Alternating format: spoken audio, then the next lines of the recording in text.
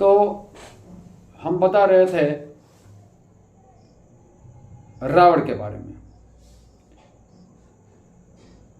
तो जब रावण के वो मुकुट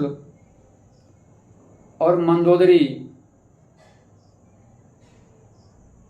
रानी मंदोदरी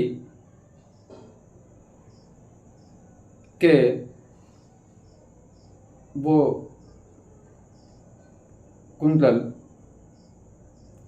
या यूं कह लीजिए, हम झुमकी मान लीजिए, झुमकी जब गिर गए तो वहां पर बैठे हुए सचिव आदि लोगों के मन में ये संशय हुआ कि ये सबसे बड़ा अपशगुन हुआ। अब देखिए, रावण और राम के दोनों लोगों की विचारधारा में बहुत बड़ा अंतर है।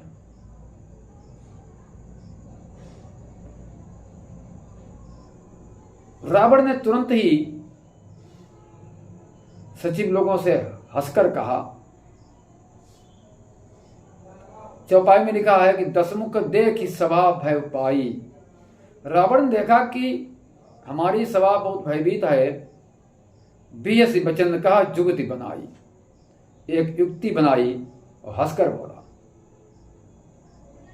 कभी कोई मूर्ख आदमी के सामने कोई सही बात कहे तो मूर्ख आदमी बात बहुत जल्दी बना लेता है। कभी कोई मूर्ख आदमी जो वास्तविक मूर्खता का परिचय देता, वो बात बनाने में बहुत आगे होता है। तो रावण भी मूर्ख ही था, वो अपने आगे किसी मानता ही नहीं था। उन्हें कहा कि सिरेव गिरे, सिरव गिरे सतत शुभ जाहि। उन्हें कहा कि सिरव गिरे सतत शुभ जाहि, मुकुट परे कस असगुन काही ताही। यानी सिरव गिरे सतत शुभ जाहि, मुकुट परे कस असगुन ताही। अरे हमारे सामने तो जब सिर गिरते हैं तब सगुन होता है, हम शुभ जानते हैं। हमने तो भगवान शंकर को अपने सिर चढ़ाए, वो सगुन मानते हैं।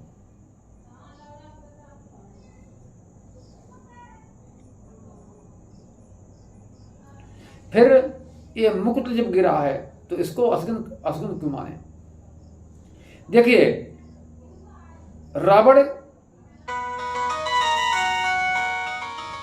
का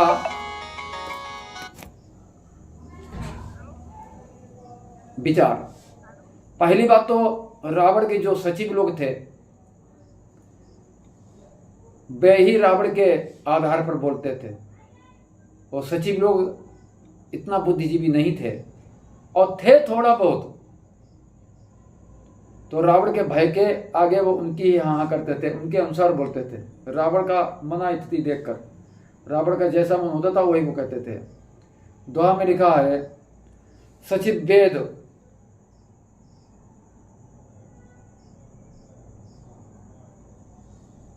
सचिव वैद्य रसोइया,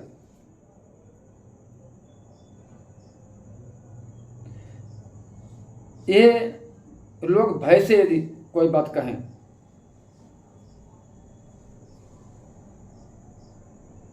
सचिव वैद्य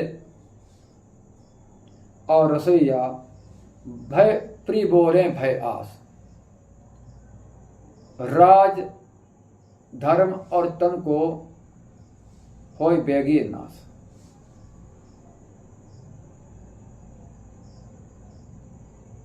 या यूं कह लीजिए कि भय से जब मंत्रीगण कहें तो समझ लीजिए हमारा समय जो है विपरीत आ गया है।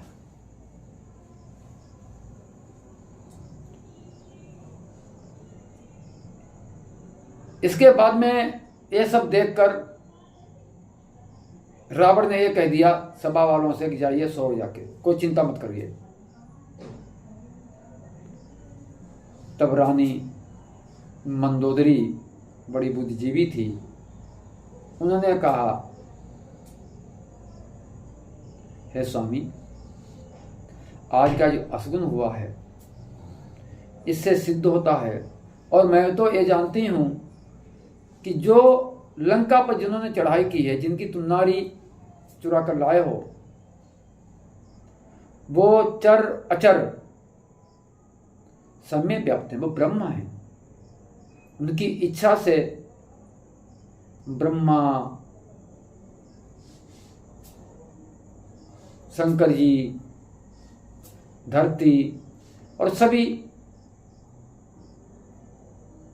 उनकी इच्छा से उनका पालन करते हैं, इच्छा का पालन करते हैं, क्यों वो कण कण में व्याप्त हैं, वो अजन्मा हैं। दुआ कहा है कि पग बिनु चलई करें विधि नाना,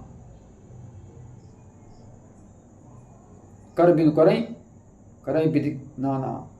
बिना हाथ के सब कुछ करते हैं, बिना पैर के चलते हैं, बिना मुंह से बोलते हैं, बिना कान से सुनते हैं,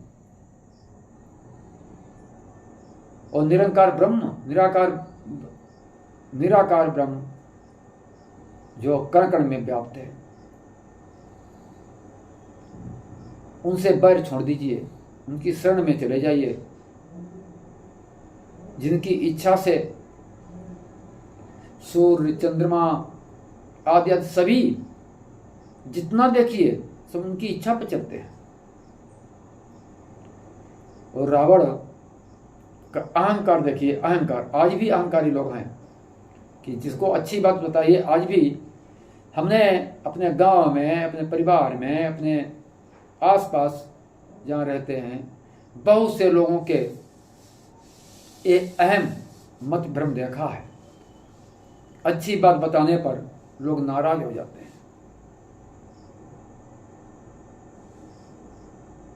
रावण ने कहा आखिरी में,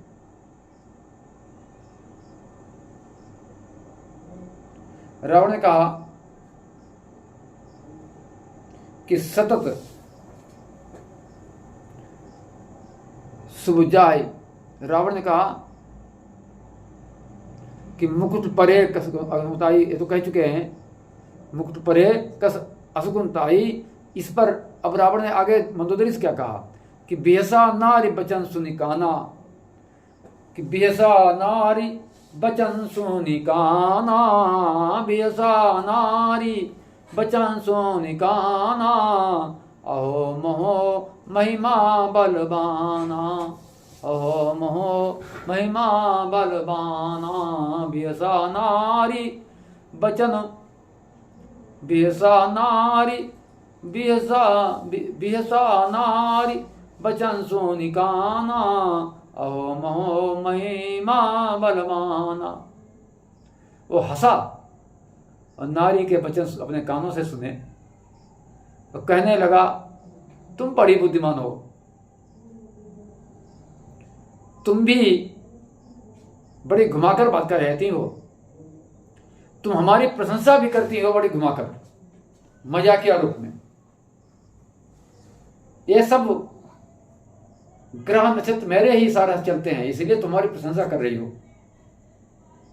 इसी कहते हैं दुर्बुद्धि।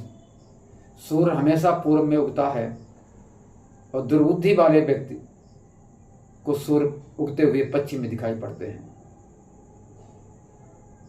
आखिर में उन्हें हड़काया भी, क्या कहा मंदोदरी के लिए कि नारी स्वभाव सत्य सब कहाई, नारी स्वभाव सत्य सब कहाई, अब गुण आठ सदा उर राई। कि नारी स्वभाव सत्य सब कहाई, अब गुण आठ सदा उर राई। का नारी का स्वभाव सब जानते हैं कि सत्य ही सब कहते हैं कि नारी का स्वभाव जो है ऐसा होता है इनके हमेशा अवगुण जो हैं आज हमेशा रहते हैं। नारी के स्वभाव के बारे में बताया है। कौन से गुण बताए रावण ने कि नारी स्वभाव सत्य सब कहाई, अवगुण आठ सदा और राई, सास अनल चपलता माया, भय अविवेक असोच अदाया। मतलब इसका है कि साहस, नारी में अदम्य साहस होता है समय पर। कभी कभी अगर साहसी देखो, नारी इतना कोई साहसी नहीं होता, एक बजे रात को चली जाएगी। नारी झूठ बोलती, अंदर माने झूठ। नारी झूठ 95% बोलती है, 95%। नारी चंचल होती है, नारी में छल होता, हमेशा छल होता है।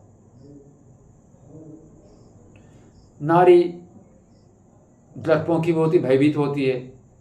कहाँ कितना साहस, कहाँ कितना भयभीत। नारी मूर्ख होती है और नारी अपवित्र रहती है और नारी निर्दयी भी होती है।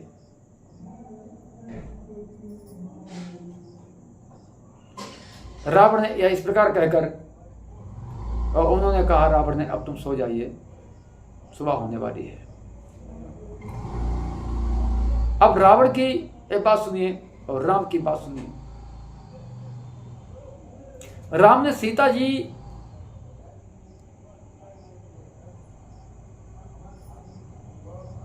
की, राम ने बात मानी और राम की बात सीता जी ने मानी। वो प्रेम देखिए, राम सीता जी का जो प्रेम देख लीजिए, इसका भी सुनाएंगे उदाहरण। राम के भाइयों का आपस का प्रेम देखिए, सभ्यता शिष्टाचार देखिए, राम के माता पिता और राम के बीच में देखिए, तो राम की कार्यशैली वहां की देखिए। ये लंका के प्रांगण की बात हो रही है। जब सुबह हुई तो यहां प्रात जागे रघुराई, सुबह होते ही भगवान जग गए। पूछा मत सब सचिव बुलाई, जितने सचिव थे, मंत्री थे, सबको बुलाया और सबकी राय पूछी कि क्या करना चाहिए। और कहा कि कहो बेग का करी उपाय। सभी सचिव बुलाए और जामवंत का पद सिरनाई। जामवंत पितामह के अवतार थे। कौन पितामह? ब्रह्मा जी के।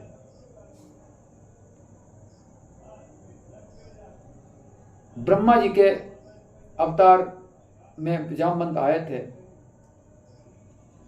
तो सिर नवाकर, जामवंत वृद्ध भी थे तो उनको सिर नवाकर, और सभी सचिव थे, बड़े सभ्य शिष्टाचार से पूछा, जामवंत का पद सिर नाई, पूछा मत सब सचिव बुलाई, कहा बेगी का करी उपाय। वो उपाय शीघ्र करिए। कहा बेगी का करी उपाय, कौन सा उपाय हम करें, ये शीघ्र बताइए मुझे, हम क्या करें। तब जामवंत और सभी सचिव ने मिलकर कहा कि समुद्र पर पुल बांधना चाहिए। ये राम की सभ्यता। राम की सभ्यता में एक विशेष लक्षण था। राम का जो साथी था वो जी जान तन मन से है। आज भी जिंदगी में नौकरी करने वाले अपने अधीनस्थ कर्मचारियों से कोई भी अधिकारी जब ये कहता है, अरे भाई उस कार्य को तुम्हारे बिना वो कार्य नहीं होगा, आप जब उस कार्य में लग जाएंगे तो निश्चित ही वो कार्य अच्छी तरीका से सफल हो जाएगा। तो एक तो कर्मचारी खुश हो जाता है, और प्रेम भाव से जो सभ्यता से जितना तल्लीनता से वो कार्य करेगा,